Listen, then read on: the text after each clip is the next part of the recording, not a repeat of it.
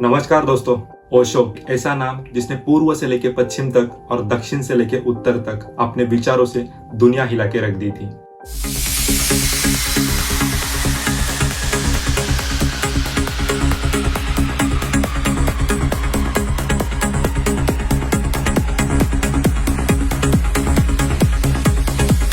आज हम जानने की कोशिश करेंगे ओशो क्या थे, ओशो के विचार क्या थे, ओशो का विजन क्या था। क्या ओशो की डेथ एक हार्ट फेलियर से हुई या उनको मारा गया? क्या ओशो का विजन दुनिया पर राज करना था या दुनिया को बदलना था? My work here is to deprogram you, whether you get upset or not. I don't care. You will get upset because deprogramming is upsetting.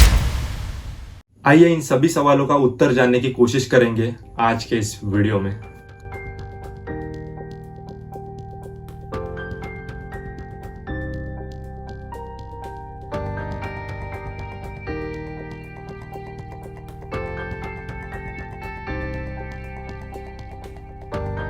ग्यारह दिसंबर 1931 मध्य प्रदेश के कुचवाड़ा गांव में ओशो का जन्म होता है। ओशो अपने फैमिली के 11वें संतान थे।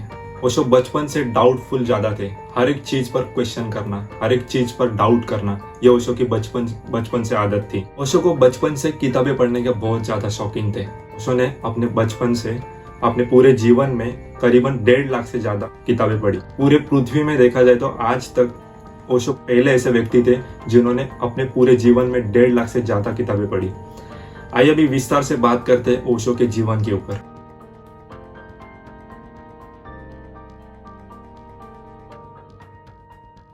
ओशो बचपन से बहुत ज्यादा कंट्रोवर्शियल थे। बचपन से उनकी एक आदत थी हर एक चीज पर डाउट करना, हर एक चीज पर क्वेश्चन करना। यह ओशो की बचपन से आदत थी। फिलॉसफी में ओशो ने अपनी मास्टर्स कंप्लीट की और अपनी टीचिंग शुरू की। अभी हम विस्तार से बात करेंगे ओशो की ग्रोथ के बारे में। The golden rule for life is that there are no golden rules. There cannot be. Life is so vast. जैसे ओशो ने अपनी फिलोसॉफी में पढ़ाई कंप्लीट की, अपनी पढ़ाई के बाद ओशो ने कई साल कॉलेज में टीचिंग की। 1960 में ओशो ने भारत भ्रमण शुरू किया, भारत की यात्रा करना शुरू कर दिया। भारत की यात्रा करते समय ओशो ने बहुत सी जगह पे अपनी टीचिंग्स दी, अपनी फिलोसॉफी बताई, अपने विचार बताए और इसी तरह ओशो की रिबेलियस जर्नी की शुरुआत हो गई। धीरे धीरे लोग ओशो से जुड़ते गए और ओशो का कारवां बढ़ता गया।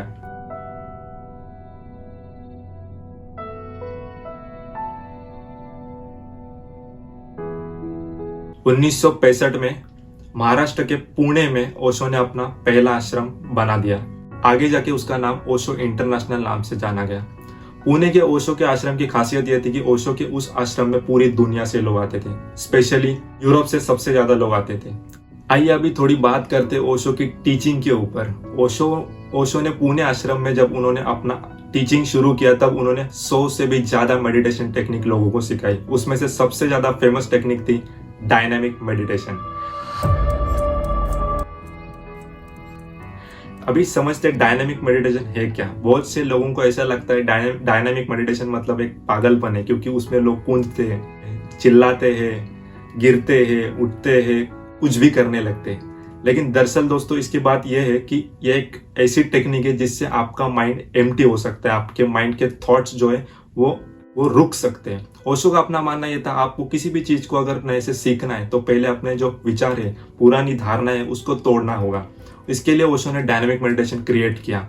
उसमें लोग अपने बॉडी में जो भी आता था, अपने मन में जो भी आता था वो करते थे। कुछ लोग तो अपने कपड़े तक उतारते थे। तो ये ऐसा डायनामिक टेक्निक था जिससे लोग बहुत ज्यादा प्रभावित हो गए और इसके कारण बहुत सी कंट्रोवर्सीज भी खड़ी हो गई, जिसके कारण लोग ओशो के बहुत ज्यादा दुश्मन भी खड़े हो गए, जो कि आज की डेट में भी है। लेकिन ओशो को हमेशा गलत समझा गया। ओशो की जो टीचिंग थी वो बहुत ज्यादा रिबेलियस थी और बहुत ज्यादा अलग थी, इसीलिए लोगों ने ओशो को हमेशा गलत समझा। ओशो गलत थे या सही है ये तो आने वाले टाइम में पता चलेगा ही, क्योंकि ओशो ने जब अपनी टीचिंग शुरू की तब ओशो ने यही बताया था कि मुझे आने वाले 100 साल के बाद ही सबसे ज्यादा समझा जा सकता है। अभी हम बात करेंगे ओशो के मेडिटेशन टेक्निक के बारे में। पहली तो हो गई जो सबसे मैंने फेमस जो टेक्निक थी जिसका नाम था डायनामिक मेडिटेशन, वो आपको बता दी। उसके बाद शुरू होता है असली मेडिटेशन जिसमें कुंडलिनी ध्यान है, अष्टावक्र ध्यान है, चक्र जागृत ध्यान है। ऐसे डिफरेंट टेक्निक्स आपको देखने को मिलेंगे। तो ओशो ने उसके ऊपर काम किया और लोग बहुत ज्यादा उससे प्रभावित हो गए और लोगों को उसका फायदा भी हो गया। 1978 में ओशो यूएसए गए और यूएसए जाके एक ऐसी सिटी बिठाई जिस सिटी ने पूरी दुनिया को हिला दिया, जिसका नाम था रजनीशपुरम। रजनीशपुरम एक ऐसी सिटी थी जहां पर हर एक चीज अवेलेबल थी और एक ऐसी जगह थी जो डेजर्ट थी, जिसको ओशो के सन्यासियों ने एक अच्छी सिटी में तब्दील किया। और ये काम आसान नहीं था क्योंकि इसके लिए बहुत ज़्यादा एफर्ट्स लगने वाले थे, बहुत ज़्यादा फंडिंग लगने वाली थी। वो सब ओशो के पास अवेलेबल थी, इसीलिए ये पॉसिबल हो सका।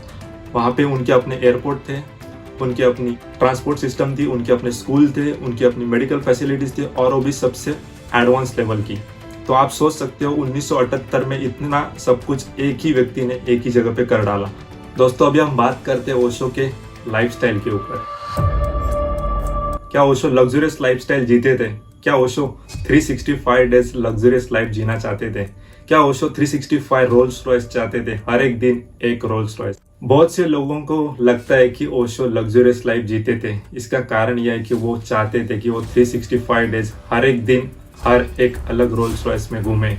ऐसी बहुत सी कॉन्स्पिरेसी थ्योरी खड़ी की है लोगों ने, जिससे सबको लगता है कि ओशो एक लग्जरियस लाइफस्टाइल जीना चाहते थे। यह सच है कि ओशो यूएस में जाने के बाद बहुत ज़्यादा लग्जरियस चीज़ें मंगवाते थे और यूज़ करते थे, लेकिन इसके पीछे की कहानी कुछ अलग है। ओशो का अपना मानना यह था कि जो भी लोग लग्जरियस है, जो भी लोग उच्च दर्जे के हैं, जो भी लोग बिलियनियर है, मिलियनियर है, जो भी लोग फाइनेंशियली फ्री है, वही लोग उनको समझ सकते हैं। क्योंकि जो भी लोग ब्रेड एंड बटर की रेस में, जिसका पेट भूखा है, वो ओशो की बातों को नहीं समझ सकता। इसीलिए ओशो हमेशा कहते भी थे, I am the rich mains गुरु। लेकिन इसका अर्थ लोगों ने बहुत ज्यादा गलत लिया। ऐसा नहीं है कि जो भी लोग गरीब है वो नहीं समझ सकते, लेकिन बहुत कम परसेंटेज में ऐसे लोग हैं जो ओशो को समझ सकते हैं। ओशो क्यों चाहते थे लग्जरियस लाइफ जीना? इसके पीछे एक ही रीजन है कि यूरोप के लोगों को अट्रैक्ट करना चाहते थे। यूरोप के लोगों को दिखाना चाहते थे कि ये देखो मैं कितना लैविश लाइफस्टाइल जी रहा हूँ। और यूरोप के जितने भी बड़े लोग थे उस टाइम के, वो सब पैसे को देख के आकर्षित होते थे और वो सब लोग ओशो के पास आते थे। जर्मनी हो या इटली हो या फिर यूएसए हो, वहां से बहुत से ज्यादा सन्यासी लोग ओशो के पास आए। परिणाम ये हुआ कि वो आने के बाद जब उन्होंने रियलिटी में देखा इधर क्या होता है, वो एकदम बियॉन्ड था। बहुत से इंटरव्यू में लोगों ने बताया है कि वो लोग, कुछ लोग तो राजा के बेटे थे, कुछ लोग तो बहुत बड़े रईस खानदान से थे और यहाँ आके ओशो के सन्यासी बने। कुछ लोग पेड़ लगाते थे, कुछ लोग बागवानी भी करते थे। एक व्यक्ति तो ऐसा था जो एक राजा का लड़का था और वो यहाँ आके बागवानी करता था।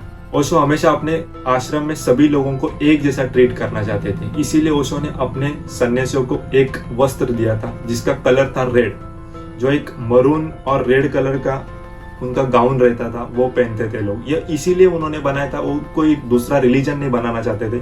उनका एक ही मकसद था कि मेरे आश्रम में सभी लोग समान हैं, सभी लोग एक ही जैसे ट्रीट होने चाहिए और सभी लोगों को एक ही जैसा फूड मिलना चाहिए। तो ये भी एक अच्छा एक्सपेरिमेंट उनका था। 64,000 एकड़ में फैला हुआ ओरेगन एक डेजर्ट जगह, जिसको ओशो के सन्यासियों ने एक सिटी में तब्दील किया। एक ऐसी सिटी थी जहाँ पे वो बहुत से जगह से लोग आते थे और अपनी लाइफ को जीते थे और एंजॉय करते थे। और ओशो ने ऐसी एक नगरी बना ली थी जहाँ पे लोग हर एक डायरेक्शन में जाके जीते थे। ना कोई रिस्ट्रिक्शन था, ना गवर्नमेंट का कोई प्रेशर था, ना किसी चीज का उन पर दबाव था। ओशो का अपना कोई मकसद नहीं था कि मैं लग्जरियस लाइफ जीऊं, क्योंकि ओशो जब इंडिया में थे तब एकदम सामान्य लाइफ जीते थे। इंडिया में भी वो अच्छी लाइफस्टाइल जी सकते थे क्योंकि उनके पास उतना पैसा था, उनके फाउंडेशन के पास उतना पैसा था। फिर भी ओशो इंडिया में एकदम सामान्य जीवन जीते थे।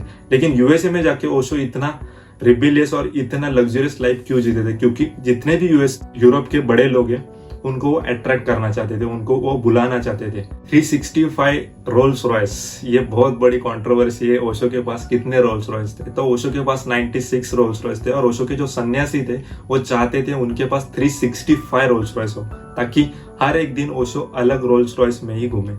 ये उनके सन्यासी चाहते थे, ओशो कभी नहीं चाहते थे। क्योंकि ओशो को इंटरव्यू में ये भी पूछा था सवाल, तब ओशो ने खुद ये बात कबूल की थी कि मेरे सन्यासी जो चाहते हैं उसको मैं डिनाई नहीं कर सकता। लेकिन ओशो उनकी रिस्पेक्ट करते थे, इसीलिए ओशो ने एक्सेप्ट किया और आज भी आप देख सकते हो उनके कलेक्शन में 96 रोल्स रॉयस आज भी यूएस में पड़ी हुई है। बात करते हैं माँ आनंद शीला के ऊपर।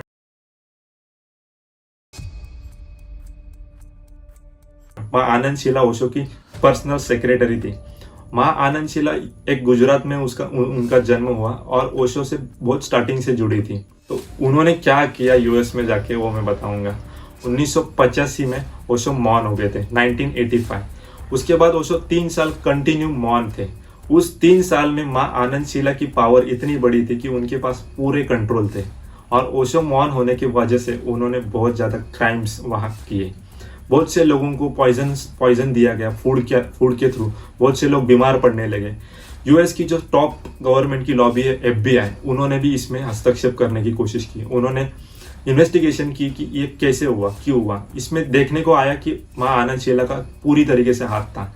लेकिन जितनी भी कॉन्स्पिरेसी थ्योरी रची जा रही है, इसको देख के मुझे ये लग रहा है कि इसमें माँ आनंद शीला और यूएस गवर्नमेंट दोनों साथ में काम कर रहे थे क्योंकि ओशो को वहाँ से खदेड़ा जाए, और उसमें वो एकदम सक्सेसफुली रहे। फाइनली जाके ओशो ने अपना मौन तोड़ा और ओशो ने प्रेस कॉन्फ्रेंस ली और पूरी वर्ल्ड की मीडिया वहाँ पे इकट्ठा हुई और ओशो ने उस प्रेस कॉन्फ्रेंस में बता दिया कि माँ आनंद शीला ने किस तरीके से उनके साथ धोखा किया। और तब तक माँ आनंद शीला ऑस्ट्रेलिया भी भाग चुकी थी, यूएसए छोड़कर ऑस्ट्रेलिया भाग चुकी थी और ओशो के पास यूएस छोड़ने के अलावा कोई चारा नहीं था। एंड में जाके ओशो को अरेस्ट किया गया।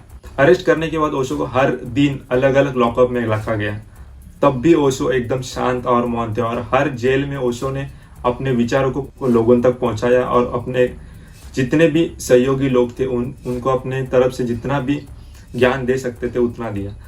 End of the day Osho को जमानत मिल गई और ओशो चाहते थे कि इंडिया में आके यूएसए को एक्सपोज किया जाए, इसीलिए ओशो इंडिया में आए।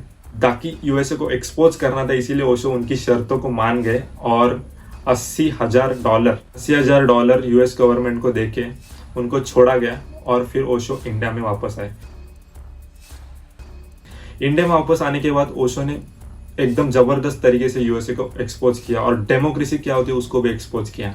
यूएसए में कैसे गवर्नमेंट काम करती है, लोगों को कैसे बेवकूफ बनाती है, उसको भी ओशो ने एकदम अच्छे तरीके से एक्सपोज किया।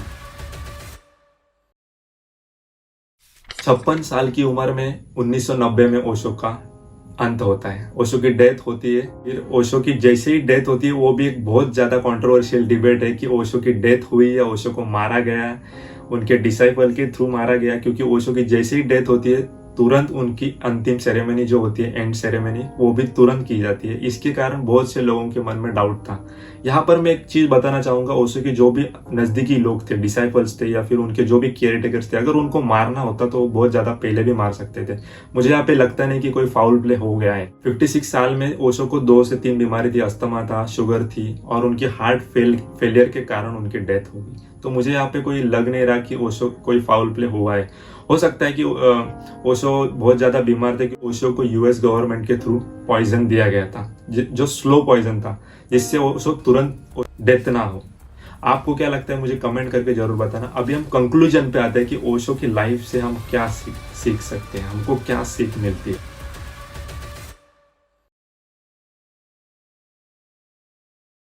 क्वेश्चन करना सीखो, डाउट करना सीखो। किसी भी चीज़ को मानने की ज़रूरत नहीं जब तक आप उस चीज़ को समझ ना लें। ओशो के अनुभव से हमें क्या सीखने को मिलता है, उसी के बारे में बात करते सेकंड टीचिंग के बारे में। तो ओशो का अपना मानना था कि सोसाइटी के किसी भी रूल्स के अकॉर्डिंग हमें चलने की ज़रूरत नहीं, हमें अपने पाथ पर चलना चाहिए। किसी भी चीज़ को समझने के लिए अपने बुद्धि से और अपने अनुभव से उसको सीखना चाहिए, तभी किसी भी चीज़ को मानना चाहिए।